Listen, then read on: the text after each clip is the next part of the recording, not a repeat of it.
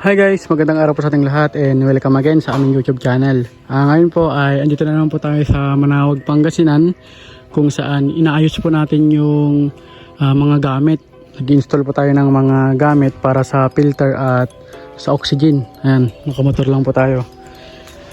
Kung napanood nyo po yung last na video ko dun sa YouTube at Facebook, ito po yung i-convert po na concrete pan na dating piggery po. Kaya po ginawang concrete pan po para po paglagyan ng hito. Ayan, hito fingerlings. Susubukan daw po nila yung paghihito. Ayan. Kaya iano ko po kayo, iikot ko po kayo sa ginawa po nilang concrete pan kung saan ito po yung apat na box na sumusukat ng 2.5 meters by 5 meters. Ayan. At ipapakita ko na rin po yung mga gagawin po namin.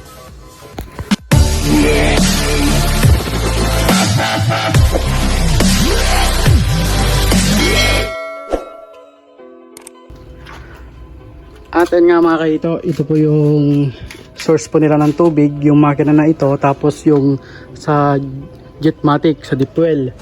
Tapos ito naman po yung mga ikakabit po natin. Yan, PVC. PVC po siya na detress, 1/2 na PVC rin na blue. Tapos ito po yung kakabit po nating filter. Yan, yung submersible na circular na tubig. Tapos yung usapang flooring po nila, yan, mas mataas po dito, pababa po siya. Yan, pababa para pag nag-drain ng tubig dito lahat ng isda. Tapos yung drainage system naman niya, diyan sa gitna na detress, palabas siya dito kung saan ito yung drain. Pero lalagyan pa natin to ng tubo ng PVC pataas. Pataas siya ng ganito. Yan, parang ganito. Parang ito, bubutasan po natin to para kahit mag-drain tayo, hindi na po tatanggalin. Yan. Ito yung unang concrete pan. Pangalawa naman, ito naman yung pangalawang concrete pan. Yan. Ganoon din yung style niya. O, ganyan siya. PVC na detress. May hams dito kung saan mas mababa dito. Tapos, yun, mas mataas. Ito naman po yung in-install natin. Yun yung filter. Hindi na po tayo gumawa ng drum dyan. Na mayroong lava rack at saka net dahil po gagamit naman po tayo ng probiotics. Yan, kung saan ito po yung Netropix tsaka aqua maintenance para sa tubig at feeds. Tapos dito naman po, yan, kinabit na rin po natin to. Kakakabit lang po natin yan, hindi pa natin pwede paandarin dahil po basa pa yung solvent. Yan, mamansin nyo naman kumalat na po yung chemical. Yan yung chemical ng semento, namumuti. Tapos ito naman po yung pang-apat. Ganoon din. Pahaba po siya. Siyempre kasama natin si Roddo ang bato. Yan. Sinasama po natin yan pag may tinuturoan po tayo. Nagtuturo po tayo ng actual kagaya nito. Tapos siyempre pag may install tayong mga filter at oxygen, siyempre tatawagin natin siya para may kasama tayo. Yan. Malaking tulong po yan para hindi po tayo akyat ng akyat dito. Tapos ito naman yung mga ginamit po namin, siyempre barena, grinder, yun, oxygen po na 85 watts, yan. Tapos yan, probiotics, siyempre magpo-probiotics tayo bago po i-tislick to. Basta pag natapos na po yung tislick, siyempre move forward na po tayo sa treatment hanggang sa pagdi-deliver ng fingerlings. Siyempre, tayo na rin po yung magdi-deliver ng fingerlings dito para mahirap na rin po kasi yung pasabay-pasabay po ngayon. Kasi medyo tayo na yung nasisiraan. Masisira pa tayo dun sa client natin kasi iba yung binibigay na sukat. Pero yung presyo, sobrang mahal. Yan. So, alam mo guys, i-update ko kayo sa gagawin po namin mamaya na pagkabit ng filter at oxygen. At ayan nga guys, inuuna na po natin tong oxygen po, yan. Dito natin idadaan sa taas para hindi po masyadong pangit tignan dito sa baba pagka ano. Doon aray. Lagay mo dito sa kabila, dito. Dito. Yan. Hindi, tanggalin mo tapos lagay mo dito. Yan. Yan. Pero mamaya ipapakita ko paano yung gagawin po namin. Tapos syempre, ituturo din po natin tong pag activate ng probiotics na yan.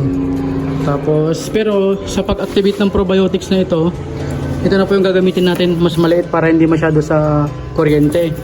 Tapos, ito naman po yung airstone na 4 inches. Yan, 4 inches po ito. Ganito po yung 4 inches. Pag fingerlings, ganyan yung 4 inches. Hindi ganito. Okay, wala itong mga nag-deliver ng fingerlings na ano. Kaya pag meron pong mag-order ng fingerlings sa inyo na gusto mag-alaga, sukatin nyo mismo para hindi kayo para mas maganda po yun, hindi kayo malugi sa pagbili ng fingerlings. Yan. Yung naman guys, mamaya po ipapakita ko po sa inyo kung ano po yung natapos namin at kung paano siya gumana. At ayun nga mga kahito, susubukan po natin yung ginawa po nating filter na wala namang drum. Ayan. Pero ang purpose po niyan para sa oxygen. Ayan, kasi ang concrete pan nag-dissolve oxygen, medyo bitid siya sa oxygen, di gaya ng earth pan. Ayan. Itong tatlong ito, syempre hindi po natin masusubukan dahil wala pong tubig. Kaya ang isasaksak po natin ngayon, yun. Ang nakalagay po dito yung pinakamahina na nasa negative. Yan, susubukan po natin. Yan. Ganyan yung style niya. Shower po siya. Nakaka-create siya ng mga bubble para sa oxygen yan. Ang purpose na rin po nito, para maitulak yung dumi papunta doon. Yan. Ganyan yung style niya. Yan, si Doang Bato. Tapos, syempre, ang mangyari dito, ito muna yung ginawa po natin. Dalawa lang muna. Tapos, tatakpan muna natin tong 4 para masubukan lang. Kasi wala pa namang tubig dito, kaya hindi pa tayo maglalagay ng hose. Isa pa, nabitin tayo sa hose. Yan. Dinaan po natin dito sa bubong mismo para hindi siya magulo tignan. Yan. Patayin mo na, Roy. Yung isa naman yung susubukan natin. Yan. Sa oxygen naman po. Yan. Yan yung style niya. Ate. Yan po natin yan. Susak mo muna yung Yan, dito naman po tayo. Ang purpose naman po nito para naman po sa hangin. Yan, saksak mo muna. Sige, saksak mo. Yan, ganyan po siya kalakas. Pero pag hindi pa po tinatakpan kasi yung kaya wala pa dito. Yan, takpan mo yung 4. Yan, sobrang lakas yan. Ganyan po yung style naman nito. Partida po, 4 po yung nilagay po natin dito sa isang butas. 4 pa yung space doon, kaya makakalagay pa tayo ng walleye 2, 4, 6 pa po na hose. Pero nabitin lang po tayo sa hose kaya hindi pa po tayo makakalagay. At yung sa bar, yan, bitaw mga right. Yan, tapos mo, tapan mo. Yan mga kahito, yan yung niya. Pero pag mas maraming tubig, mas malakas pa po ito. Kasi syempre mas mababa yung tubig, hindi niya kaya yung Yan, ganyan yung niya. Ito yung purpose ng oxygen naman. Tatapusin lang po nating mag-treatment dito. Tapos lapag na po ng fingerlings. Yan. At ayun nga mga kahito, tapos na po tayo dun sa oxygen filter. Dito naman po tayo sa loob kung saan gagawa naman po tayo ng drain. Yan, gagawa po tayo ng drainage ng yung PVC na drain. Yan, parang ganito. Pero ito, bubutasan pa po natin ito para po kahit hindi na po tanggalin ito, wala pong lalabas na isda. Yan. Yan po yung ginagawa ng kasama natin. Patay mo na, Roy. Tama na. Huwag na yan. Yan. Ito naman po ngayon, siyempre nag-grinder na po. Ang susunod naman po na gagawin natin ito, yung pagbarena. Yan. Papakita ko sa inyo yung mga setup dito pagkatapos po namin gawin. Yan. At nga guys, ikakabit na po natin yung binarena po natin kaninang PVC. Yung pagkakabit po natin dito sa usapang drain, pagbalik na lang po natin kasi bitin na po yung PVC na nabili po nila. Tapos wala po yung letter T para makapaggawa tayo ng 100%, 50% at overflow. Yan, ito po yung sa labas ng kanilang concrete pan, 4 po yan. Tapos ito naman po yung sa drain. Yan, pakita mo rin, kabit mo para makita. Hindi, baliktad. Yan, ganyan yung style nyan. Ang purpose po nito kaya ganyan, para kahit hindi na po alisin yan at laging nakabukas to, walang sasamang isda. Yan. Ganyan, basta nakabit. Tapos yung mga yon, yung oxygen, nilagay muna namin dito sa ano, taas ng pader para pag nag-treatment, hindi po rumupok yung ano dahil lalagyan ng katawan ng saging yan. Hindi siya maglamat na madumi.